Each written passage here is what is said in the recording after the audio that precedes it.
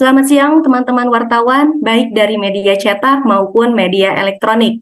Saya Reska Transiska mengucapkan selamat berjumpa kembali dengan Lembaga Survei Jakarta atau disingkat dengan LSJ. Kali ini kita kembali bertemu dalam acara rilis hasil survei terbaru dari LSJ yang dilaksanakan pada tanggal 14 hingga 24 Agustus 2023. Dalam kesempatan ini kami ucapkan terima kasih dan apresiasi yang setinggi-tingginya atas partisipasi teman-teman wartawan dalam acara rilis LSJ kali ini. Dan acara rilis kali ini juga dapat diikuti melalui live streaming di Garuda TV. Teman-teman wartawan, dalam rilis kali ini LSJ akan merilis 4 topik utama, yakni yang pertama perkembangan elektabilitas Capres baik dalam format pertanyaan terbuka, pertanyaan tertutup, simulasi 3 nama, maupun head-to-head.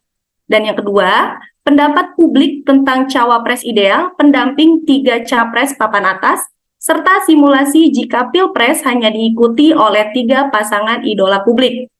Ketiga, elektabilitas pasangan capres-cawapres yang oleh publik dianggap pasangan ideal dan rasional. Keempat, perkembangan elektabilitas partai politik serta kemana arah dukungan generasi Z atau Gen Z. Sebelum kesempatan saya berikan kepada peneliti senior LSJ, Vetra Ardianto, untuk memaparkan temuan-temuan dari survei LSJ. Terlebih dahulu saya akan sampaikan kepada teman-teman sekilas tentang LSJ. Lembaga Survei Jakarta atau LSJ adalah lembaga riset independen yang tidak berafiliasi dengan partai maupun organisasi politik manapun. LSJ didirikan oleh beberapa akademisi di Jakarta pada tanggal 22 Juni 2009 berdasarkan akte notaris Suprapto pada tahun 2009. Dengan demikian, LSJ merupakan salah satu lembaga survei senior yang telah berumur hampir 14 tahun dan bukanlah lembaga survei yang baru berdiri. LSJ resmi terdaftar sebagai badan hukum oleh Kementerian Hukum dan HAM RI pada tahun 2009.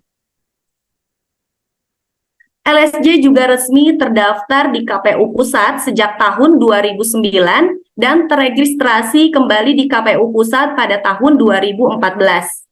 LSJ adalah lembaga survei profesional yang bernaung di bawah WAPOR, yakni asosiasi dari 41 lembaga survei di seluruh Indonesia.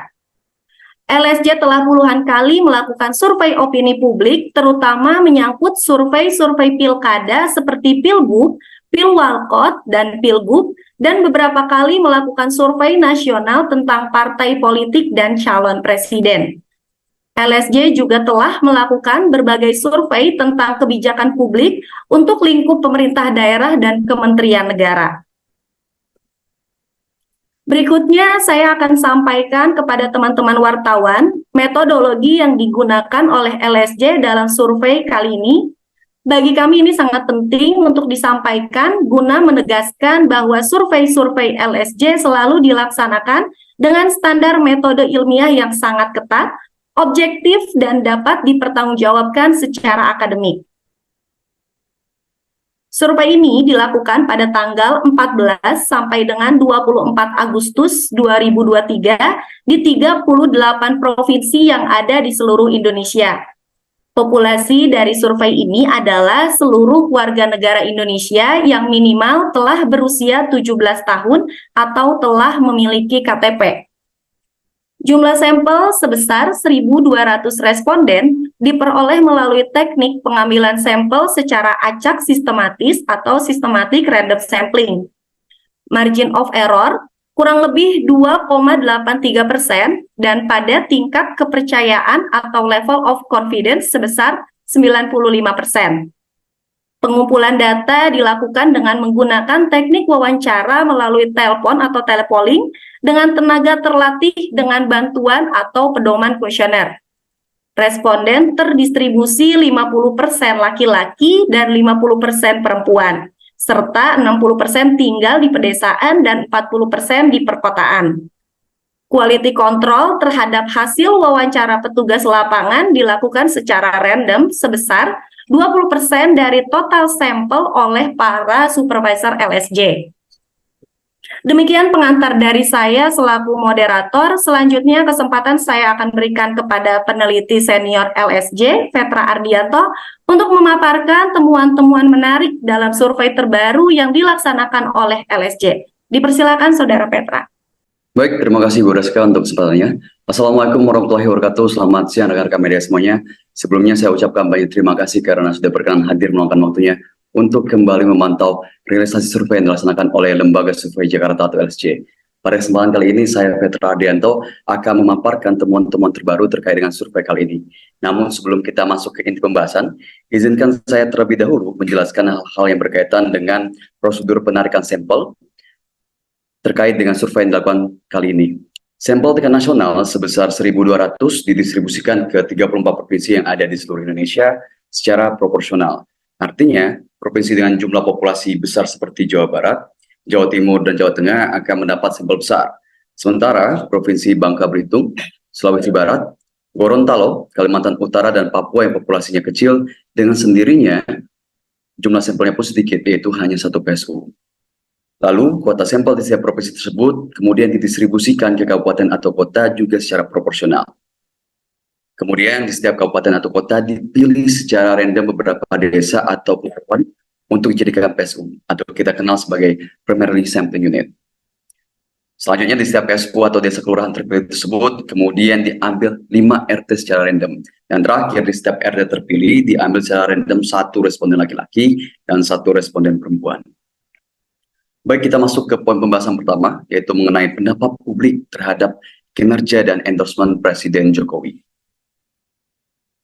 Pertama-tama, kepada responden kami tanyakan, apakah Anda sangat puas, cukup puas, kurang puas, atau tidak puas terhadap kepemimpinan Presiden Jokowi setelah memimpin Indonesia hampir 2 periode?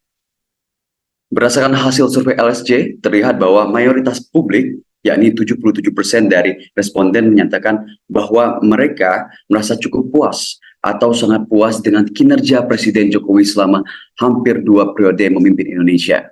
Di sisi lain, hanya sekitar 21,3% responden yang mengungkapkan ketidakpuasan terhadap kinerja Presiden Jokowi. Adapun responden yang tidak memiliki penilaian atau memilih untuk tidak menjawab hanya mencapai 1,7%.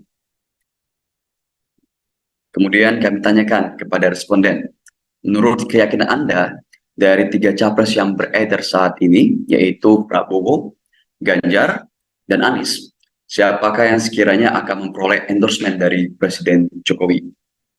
Menurut hasil penelitian LSJ, data menunjukkan bahwa 46,3% responden publik berkeyakinan bahwa Presiden Jokowi pada akhirnya akan memberikan dukungan kepada Prabowo Subianto untuk menjabat sebagai Presiden Republik Indonesia dalam periode 2024-2029. Sebaliknya, sekitar 38,6% responden meyakini bahwa endorsement dari Presiden Jokowi akan diberikan kepada Ganjar Pranowo yang diusung oleh PDI Perjuangan. Persentase 4,8% dari publik mempercayai bahwa Anies Baswedan akan mendapatkan dukungan dari Presiden Jokowi. Sementara 10,3% dari responden menyatakan ketidakpastian atau tidak memberikan jawaban terkait hal tersebut. Baik, kita ke poin pembahasan selanjutnya, yaitu mengenai preferensi publik tentang Capres jelang pemilu 2024. Pertama-tama kepada responden kami tanyakan, menurut pandangan Anda, dari sejumlah tokoh nasional yang ada saat ini, siapa yang Anda anggap paling kompeten untuk menggantikan Presiden Jokowi? Dari hasil survei LSJ terkonfirmasi bahwa dalam pertanyaan terbuka, yang mana tanpa menyebutkan nama tokoh, nama Prabowo Subianto paling mendominasi dalam benak publik sebagai sosok yang paling pantas menggantikan Presiden Jokowi. Sebanyak 28,6% dari responden spontan menyebut nama Prabowo saat ditanya oleh LSJ mengenai tokoh yang paling cocok untuk menggantikan Presiden Jokowi. Selanjutnya, tokoh lain yang juga signifikan dalam benak publik sebagai calon pengganti Jokowi adalah Ganjar Pranowo dengan persentase 19,8% dan Anies Baswedan 15,9%. Di samping itu, tokoh-tokoh lainnya memiliki elektabilitas yang kurang signifikan untuk menjadi calon presiden pada tahun 2024 mendatang. Selanjutnya kepada para responden kami tanyakan, seandainya saat ini dilaksanakan pemilihan presiden atau pilpres, siapakah yang Anda pilih dari 10 orang tokoh berikut? Temuan dari survei LSJ kali ini mengindikasikan bahwa ketika membahas calon presiden dalam format tertutup, masyarakat semakin merujuk kepada 3 nama utama, yakni Prabowo Subianto, Ganjar Pranowo, dan Anies Baswedan. Dalam simulasi dengan melibatkan 10 calon presiden, Prabowo Subianto tetap mempertahankan elektabilitas tertinggi, mencapai 33,8%. Selanjutnya, nama Ganjar Pranowo mengikuti dengan dukungan sekitar 21,8% dari responden. Dan Anies Baswedan menempati posisi ketiga dengan elektabilitas 19,5%. Kemudian, muncul nama-nama seperti Ridwan Kamil dengan persentase 5,1%, Mahfud MD 4,5%, Erick Thohir 3,4%, Agus Harimurti Yudhoyono 3,1%, Sandiaga Uno 2,2%, Erlangga Hartarto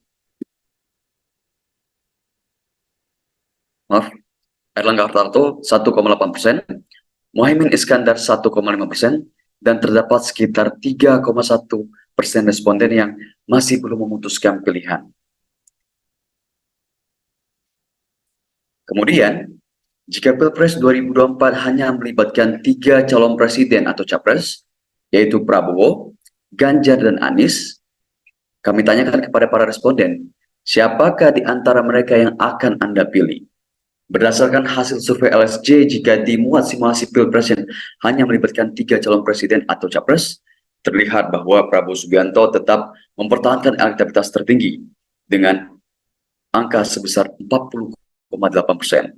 Prabowo memiliki keunggulan yang sangat signifikan dibandingkan 2 pesaing utamanya, yaitu Ganjar Pranowo yang mendapatkan dukungan sekitar 33,1% dan Anies Baswedan dengan 20,9%. Selanjutnya, sekitar 5,2% dari responden mengindikasikan bahwa mereka tidak tahu atau tidak memberikan jawaban terhadap pertanyaan dari LSJ. Temuan ini semakin menguatkan fakta bahwa Prabowo Subianto memimpin dari para pesaingnya. Mengingat dalam berbagai jenis pertanyaan, baik yang sifatnya terbuka maupun tertutup, Prabowo selalu menduduki posisi teratas. Berikut adalah dinamika perkembangan elektabilitas capres 3 besar. Dalam hal ini, grafik yang disajikan menggambarkan perubahan dinamika elektabilitas 3 calon presiden, yaitu Prabowo Subianto, Ganjar Pranowo, dan Anies Baswedan dalam 3 survei LSJ yang dilakukan pada tahun 2023. Hasil survei LSJ mengungkapkan bahwa Prabowo Subianto secara perlahan namun konsisten mengalami peningkatan dalam elektabilitasnya, menjadikannya tetap mendominasi sebagai pemimpin dalam hasil survei. Di sisi lain, elektabilitas Ganjar Pranowo menunjukkan dinamika yang berfluktuasi, kadang mengalami penurunan, tetapi juga mengalami momen kenaikan. Sementara itu, elektabilitas Anies Baswedan belakangan ini mengalami penurunan karena kurangnya klarifikasi dalam positioning yang diambil oleh Anies.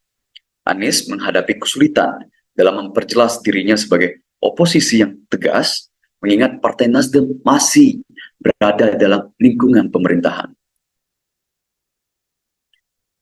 Kemudian, apabila Pilpres 2024 hanya melibatkan 2 calon presiden, yaitu Ganjar Pranowo dan Prabowo Subianto, siapakah yang akan menjadi pilihan Anda?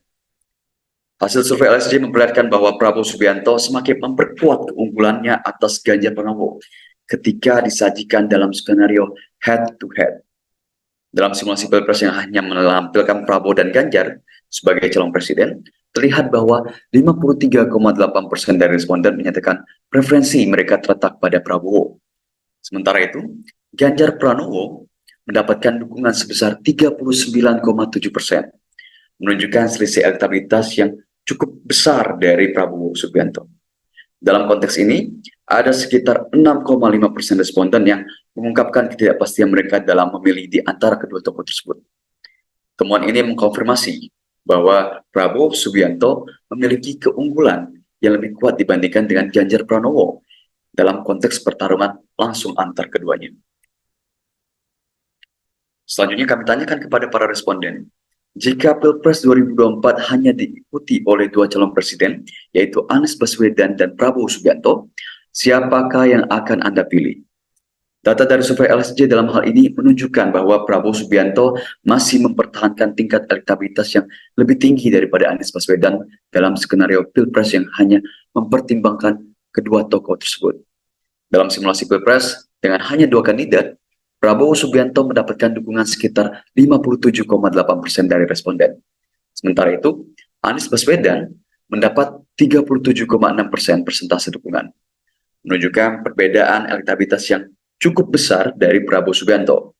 Sejalan dengan itu, sekitar 4,6% dari responden menyatakan ketidakpastian dalam memilih antara kedua tokoh tersebut. Terakhir, kami tanyakan, jika seandainya Pilpres 2024 hanya melibatkan dua calon presiden, yaitu Anies Baswedan dan Ganjar Pranowo, siapa yang akan menjadi pilihan Anda?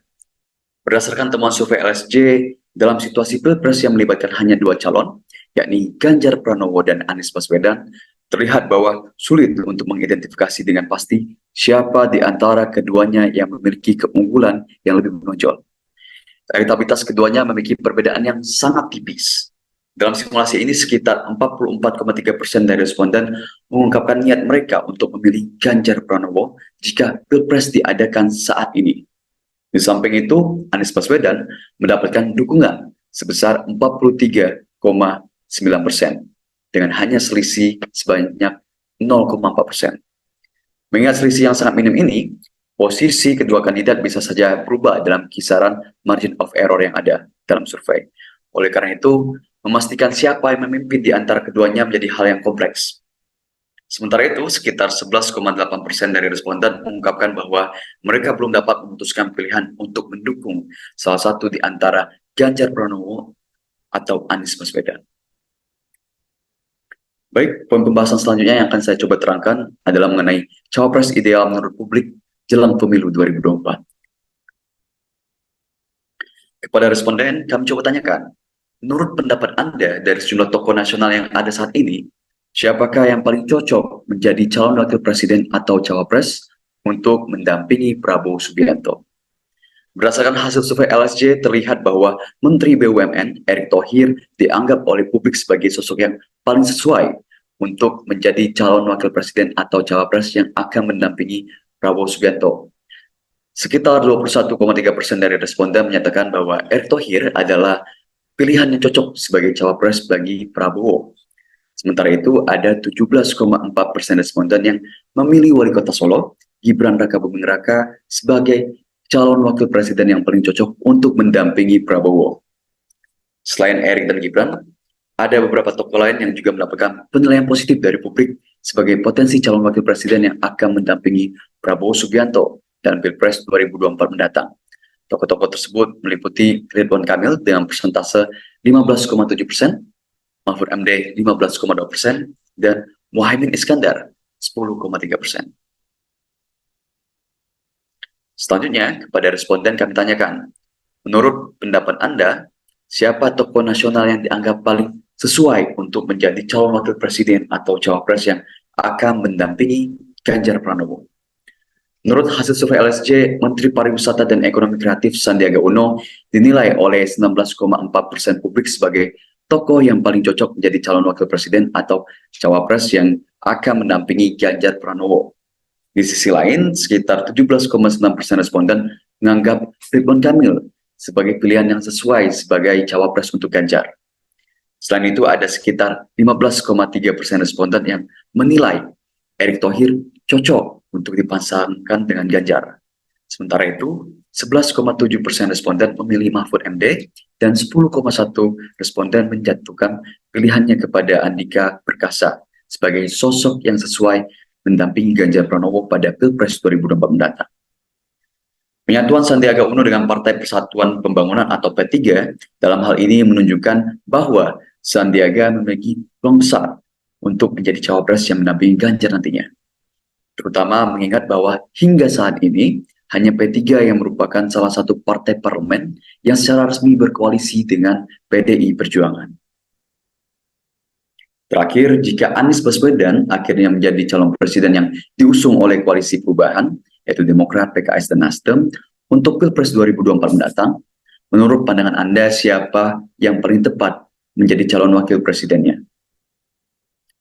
Menurut hasil survei LSC, publik melihat Agus Harimurti Yudhoyono atau AHY, yaitu Ketua Umum Partai Demokrat, sebagai sosok yang paling sesuai menjadi calon wakil presiden atau cawapres yang akan mendampingi Anies Baswedan. Dari keseluruhan responden, sekitar 18,9% berpendapat bahwa AHY merupakan pilihan yang cocok untuk menjadi cawapres Anies Baswedan. Selain itu, sekitar 17,3% responden berharap agar pasangan Anies Baswedan dan Sandiaga Uno dapat kembali terwujud, seperti yang terjadi dalam Pilkada DKI 2017. Selain AHY dan Sandiaga Uno, ada beberapa tokoh lain yang juga mendapatkan penilaian positif dari publik sebagai potensi calon wakil presiden yang akan mendampingi Anies Baswedan, seperti Ridwan Kamil dengan persentase 15,3%, Kofifa 12,5%, Andika Perkasa 10,2%, dan Mahfud MD 7,3%. Baik, berikutnya poin yang akan saya coba paparkan adalah mengenai elektabilitas pasangan Capres-Cawapres. Jadi pertama-tama kami membuat simulasi Pilpres berlangsung saat ini dan diikuti oleh 3 pasangan, yaitu Prabowo Gibran, Ganjar Sandiaga, dan Anies AHY. Pasangan manakah yang paling banyak dipilih responden? Hasil survei LSC menegaskan bahwa jika Prabowo berduet dengan wali kota Solo, Gibran Rakabuming Raka, hampir pasti akan lolos ke putaran kedua dengan elektabilitas 44,2%. Kemudian, sebanyak 34,5% memilih pasangan Ganjar Sandiaga, dan 18,6% menyatakan pilihannya pada pasangan Anies AHY. Sementara sebanyak 2,7% responden belum bisa menentukan pilihan atau undecided. Selanjutnya, kami membuat simulasi Pilpres berlangsung saat ini dan diikuti oleh 3 pasangan. Namun, Prabowo berpasangan dengan Erick Thohir dan pasangan lain tetap, yakni Ganjar Sandiaga dan Anies AHY. Pasangan manakah yang paling banyak dipilih responden? Ketika LSJ membuat simulasi Prabowo Subianto berpasangan dengan Erick Thohir melawan pasangan Ganjar Sandiaga dan Anies AHY, pasangan Prabowo Erick tetap unggul cukup signifikan atas kedua kompetitor tersebut. Sebanyak 42,5% responden mengaku mantap memilih Prabowo Erick. Kemudian 36,2% memilih Ganjar Sandiaga, dan 19,1% menjatuhkan pilihannya pada Anies AHY. Sedangkan 2,2% responden mengaku belum punya pilihan atau undecided. Dalam simulasi kali ini, pasangan Prabowo Gibran dihadapkan dengan pasangan Ganjar Erick dan pasangan Anies RK. Pasangan manakah yang paling banyak dipilih responden? Hasilnya, Prabowo Gibran tetap tak tergoyahkan oleh Ganjar Erick maupun Anies RK. Pasangan Prabowo Gibran dipilih oleh 43,5% responden. Kemudian, Ganjar Erick didukung oleh 36,3% dan Anies RK mendapatkan 18,1%. Sementara itu, sebanyak 2,1% responden belum punya pilihan atau undecided. Dalam simulasi ini, Ganjar yang berduet dengan Erick cukup jadi rival serius bagi Prabowo Gibran. Namun demikian, Prabowo Gibran secara metodologi tetap mutlak unggul atas pasangan kuat Ganjar Erick. Selanjutnya dalam simulasi kali ini, LSC mencoba menjodohkan Prabowo dengan Muhaimin Iskandar yang secara elektabilitas individualnya kecil. Mereka diadu dengan pasangan Ganjar Sandiaga dan Anies AHY. Pasangan manakah yang paling banyak dipilih responden? Misalnya Prabowo berduet dengan Muhaimin, Ganjar dengan Sandi, dan Anies dengan AHY. Ternyata sebanyak 36,7% memilih pasangan Prabowo Muhaimin. Kemudian 36,5% mendukung Ganjar Sandiaga, dan 24,4% menjatuhkan pilihannya pada Anies AHY. Tingkat keterpilihan Prabowo Subianto semakin mengecil apabila berpasangan dengan tokoh-tokoh lain di luar Gibran dan Erick. Namun peluang memenangkan Pilpres tetap terbuka. Bahkan ketika berpasangan dengan tokoh-tokoh yang elektabilitasnya sebagai capres maupun cawapres sangat rendah, seperti Airlangga Hartarto dan Muhaimin Iskandar. Peluang Prabowo memenangkan Pilpres 2024 belum tertutup. Sekarang Prabowo coba dipasangkan dengan Airlangga Hartarto yang secara elektabilitas individualnya juga kecil. Mereka diadu dengan pasangan Ganjar Sandiaga dan Anies AHY. Pasangan manakah yang paling banyak dipilih responden? Ketika Prabowo berduet dengan Airlangga, Ganjar dengan Sandi, dan Anies dengan AHY, ternyata sebanyak 36,2% memilih pasangan Prabowo Airlangga. Kemudian 36,1% mendukung Ganjar Sandiaga, dan 25,4% menjatuhkan pilihannya pada Anies AHY. Tingkat keterpilihan Prabowo Subianto semakin mengecil apabila berpasangan dengan Airlangga. Namun, peluang memenangkan Pilpres tetap terbuka, sebab pasangan Prabowo Airlangga dengan Ganjar Sandiaga elektabilitasnya hanya selisih 0,1%. Sehingga siapapun di antara keduanya sama-sama berpeluang untuk memenangkan Pilpres, yang minimal lolos ke putaran kedua terlebih dahulu. Baik, poin terakhir yang akan saya coba terangkan adalah mengenai arah dukungan publik terhadap Capres 3 besar dan pilihan terhadap partai politik. Generasi Z atau Gen Z yang mencakup individu yang lahir antara tahun 1997 hingga 2012 menjadi fokus sorotan dalam survei ini. Dari hasil analisis mendalam yang dilakukan oleh LSJ terlihat bahwa preferensi politik mereka cenderung tertuju pada sosok Prabowo Subianto. Bila Pilpres diadakan saat ini, sebanyak 40,2% dari responden Gen Z mengindikasikan kecenderungan untuk memberikan suara mereka kepada Prabowo Subianto. Namun demikian, terdapat pula 34,6% dari kelompok ini yang menyatakan dukungan mereka pada Ganjar Pranowo, dan 20,4% lebih condong memilih Anies Baswedan. Sementara 4,8% Gen Z menjawab tidak tahu atau belum dapat menentukan pilihannya. Selain itu, survei ini mengungkapkan fakta menarik bahwa generasi muda Indonesia, khususnya yang tergolong dalam Gen Z, dapat dikategorikan sebagai pemilih yang cermat dan rasional. Mereka tidak mudah terperdaya oleh retorika politik yang hanya bertumpu pada pencitraan semata. Dalam pandangan mereka, Prabowo Subianto tampak sebagai seorang pemimpin yang tampil apa adanya, memiliki integritas, dan sepenuhnya berkomitmen pada kepentingan nasional. Tidak hanya itu, mayoritas dari generasi Z juga memberikan apresiasi yang signifikan terhadap kinerja Prabowo saat menjabat sebagai Menteri Pertahanan Republik Indonesia. Kemudian di sini ada arah dukungan 3 capres papan atas berdasarkan latar belakang agama. Dari analisis tabulasi silang atau cross tabulation yang dilakukan, terlihat bahwa hampir keseluruhan pemilih yang mendukung Anies Baswedan adalah individu yang mengidentifikasikan diri sebagai Muslim. Dalam kelompok responden yang memberikan suara kepada calon presiden dari koalisi perubahan ini, 99,2% mengaku beragama Islam, dengan hanya 0,8% berasal dari latar belakang agama lain. Temuan ini menggambarkan bahwa penerimaan terhadap Anies cenderung minim di kalangan komunitas non-Muslim. Di arah berlawanan, Ganjar Pranowo menerima dukungan yang kuat dari kelompok non-Muslim. Dari seluruh responden yang menyatakan akan memilih Ganjar, sekitar 16,2% tidak beragama Islam, sementara 83,8% adalah Muslim. Sementara itu, pola dukungan terhadap Prabowo Subianto terlihat lebih merata. Prabowo mendapatkan dukungan baik dari pemilih Muslim maupun non-Muslim. Dalam total responden yang berencana memilih Prabowo, sekitar 87,1% beragama Islam, sementara 12,9% memiliki latar belakang agama lain. Berikutnya ada arah dukungan pemilih atau relawan Jokowi. Tanda-tanda dukungan yang semakin kuat dari Presiden Jokowi terhadap Prabowo tampaknya juga telah diperhatikan dengan jelas oleh basis massa yang mendukung Jokowi. Dari hasil analisis tabulasi silang yang dilakukan oleh LSJ, terlihat bahwa para pemilih atau relawan Jokowi dari 2 pemilihan presiden sebelumnya secara bertahap semakin mantap dalam memilih Prabowo. Sebaliknya, pemilih dan relawan Jokowi secara perlahan namun pasti mengurangi dukungan mereka pada Ganjar. Saat ini tercatat bahwa 46,8% dari responden yang mengidentifikasikan diri sebagai pemilih atau relawan Jokowi telah beralih untuk mendukung Prabowo. Sementara 36,9% yang tetap memilih Ganjar. Jika kita melihat perbandingan dengan hasil survei LSJ sebelumnya, terlihat bahwa persentase basis massa dan relawan Jokowi yang beralih untuk mendukung Prabowo terus meningkat dari waktu ke waktu. Sementara itu, mereka yang tetap setia atau mendukung Ganjar cenderung mengalami penurunan. Terakhir adalah elektabilitas partai jika pemilu dilaksanakan saat ini.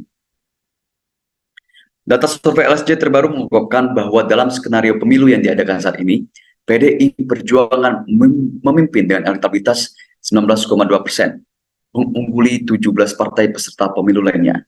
Meskipun demikian, PDI Perjuangan terus merasakan tekanan dari kemajuan yang signifikan dari Partai Gerindra yang mencapai elektabilitas 17,5%, disusul oleh Partai Golkar dengan elektabilitas 10,9%, serta Partai Demokrat dengan 9,9%. Di posisi tengah terdapat Partai Nasdem dengan persentase 9,2%, PKB 7,9%, PKS 7,7%, dan Partai Perindo 5,1%. Sementara itu, PAN dengan persentase 3,1% dan P3 2,1% terpaksa berbagi tempat di papan bawah bersama partai non-parlemen serta partai baru lainnya yang ikut serta. Baik, berikut tadi merupakan hasil pemaparan terkait dengan survei ini. Untuk kesimpulan, saya kembalikan kepada Ibu Reska. Kepada Ibu Reska, dipersilakan.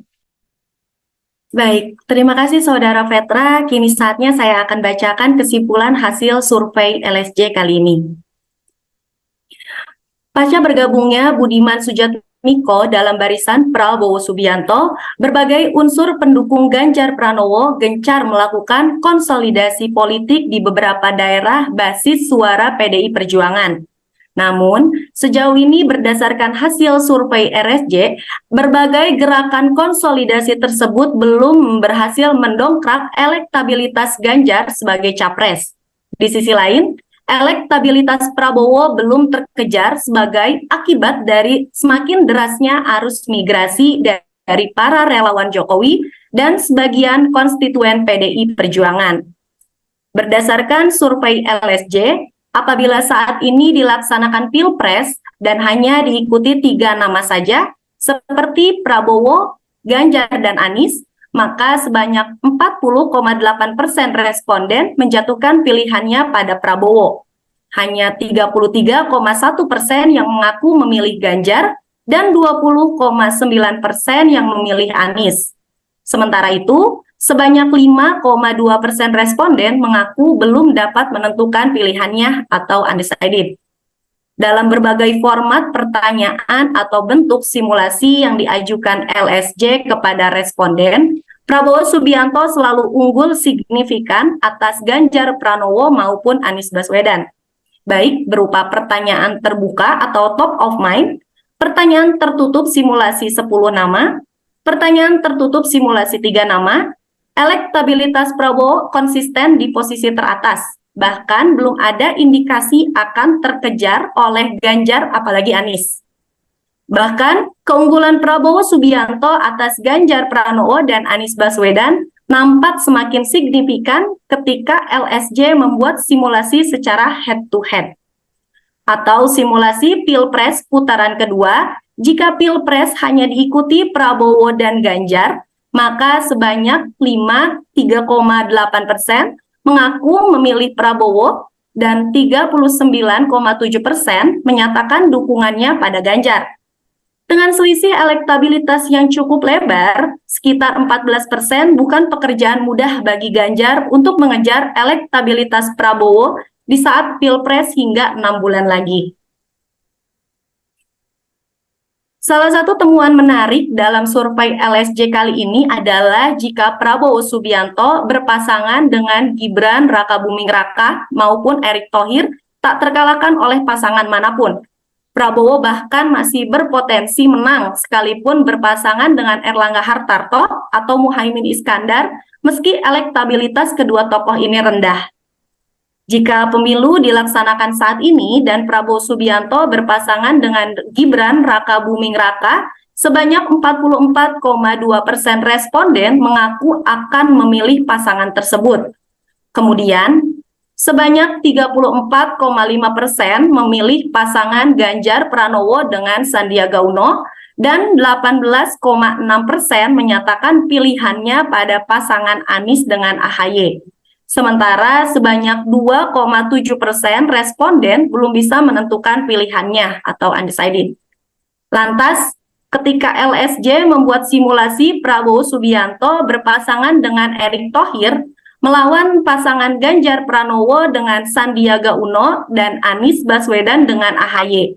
Pasangan Prabowo dengan Erick Thohir tetap unggul cukup signifikan atas kedua kompetitornya tersebut. Sebanyak 42,5% responden mengaku mantap memilih Prabowo dengan Erick Kemudian 36,2% memilih Ganjar dengan Sandi, dan 19,1% menjatuhkan pilihannya pada Anies dengan AHY. Tingkat keterpilihan Prabowo Subianto semakin mengecil apabila berpasangan dengan tokoh-tokoh lain di luar Gibran dan Erik. Namun, peluang memenangkan Pilpres tetap terbuka. Bahkan ketika berpasangan dengan tokoh-tokoh yang elektabilitasnya sebagai capres maupun cawapres sangat rendah seperti Erlangga Hartarto dan Muhaimin Iskandar. Peluang Prabowo memenangkan Pilpres 2024 belum tertutup. Misalnya, Prabowo berduet dengan Muhaimin, Ganjar dengan Sandi, dan Anies dengan AHY. Ternyata sebanyak 36,7% memilih pasangan Prabowo dengan Muhaimin. Kemudian, 36,5% mendukung Ganjar dengan Sandiaga, dan 24,4% menjatuhkan pilihannya pada Anies dengan AHY. Mengapa elektabilitas Prabowo Subianto hingga saat ini belum terkejar oleh Ganjar Pranowo maupun Anies Baswedan, dan mengapa Prabowo bisa bertahan cukup lama di puncak survei? Berdasarkan analisis LSJ, sedikitnya ada 5 faktor penyebab yang signifikan. Yang pertama, kinerja Prabowo sebagai Menteri Pertahanan mendapatkan apresiasi tinggi dari masyarakat. Prestasinya dianggap sangat baik, sehingga ia dianggap sebagai kontributor yang kuat dalam mempertahankan dan meningkatkan sentimen positif terhadap pemerintahan Jokowi. Kedua, endorsement yang diberikan oleh Presiden Jokowi kepada Prabowo. Endorsement atau sokongan yang diberikan oleh Presiden Jokowi juga akan sangat berpengaruh terhadap kesuksesan Prabowo dalam memenangkan Pilpres. Ketiga, kunjungan Prabowo ke berbagai daerah, baik untuk bertemu dengan publik maupun tokoh-tokoh berpengaruh, menjadi semakin intensif. Ini melibatkan basis dukungan yang telah ada pada pemilu sebelumnya, serta menciptakan simpati dari mereka yang sebelumnya bukan pendukung Prabowo. Keempat, dengan latar belakang militer serta bisnis, Prabowo dianggap sebagai sosok strong leader yang mampu mengembangkan dan menumbuhkan ekonomi Indonesia, sekaligus menjaga stabilitas keamanan di tengah berbagai ancaman global beberapa tahun ke depan. Dan yang terakhir, salah satu daya tarik utama Prabowo adalah integritas pribadinya yang luar biasa, di mana ia selalu menjaga etika dan tidak pernah terlibat dalam serangan atau fitnah terhadap lawan politiknya. Baik, demikian presentasi hasil survei terbaru LSJ yang dilaksanakan oleh LSJ. Apabila teman-teman wartawan ada pertanyaan dapat disampaikan secara langsung atau ditulis di kolom chat Zoom meeting ini. Terima kasih atas perhatiannya, sampai bertemu kembali dalam rilis survei LSJ selanjutnya. Wassalamualaikum warahmatullahi wabarakatuh.